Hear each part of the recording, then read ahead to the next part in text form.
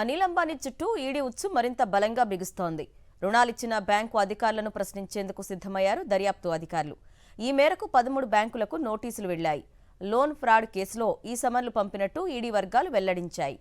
Reliance Anil Dhirubhai Ambani group అధినేత అనిల్ అంబానీని కష్టాలు చుట్టుముడుతున్నాయి.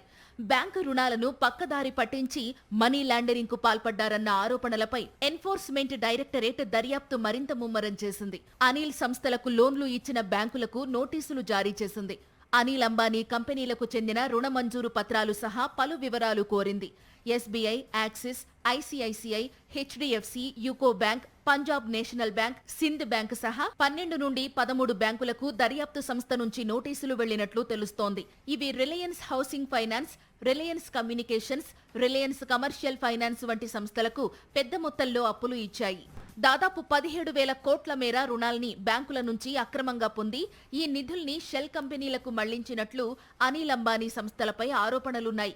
దీనిపైనే ED money laundering నిరోధక చట్టం కింద దర్యాప్తు చేస్తోంది.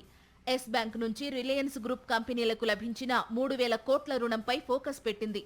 ఇందులో భాగంగానే ఇటీవల అనిల్ అంబానీకి చెందిన ముంబైలోని 10ల కొద్దీ కంపెనీలపై ఏకకాలంలో తనిఖీలు నిర్వహించి కీలక డాక్యుమెంట్లను స్వాధీనం చేసుకుంది. కొందరు అధికారులను అరెస్టు చేసింది. మనీ లాండరింగ్ కేసులో ఆగస్టు 5న విచారణకు హాజరు కావలసిందిగా ఇప్పటికే అనిల్ అంబానీకి సమన్లు జారీ చేసింది ఎన్ఫోర్స్మెంట్ డైరెక్టరేట్. ఆయన విదేశాలకు పారిపోకుండా లుకౌట్ సర్క్యులర్ కూడా ఇచ్చింది. రిలయన్స్ గ్రూప్ కంపెనీలకు చెందిన మరికొంతమంది ఎగ్జిక్యూటివ్లకు కూడా రాబోయే రోజుల్లో సమన్లు ఇవ్వనున్నట్టు దర్యాప్తు సంస్థ వర్గాలు వెల్లడించాయి.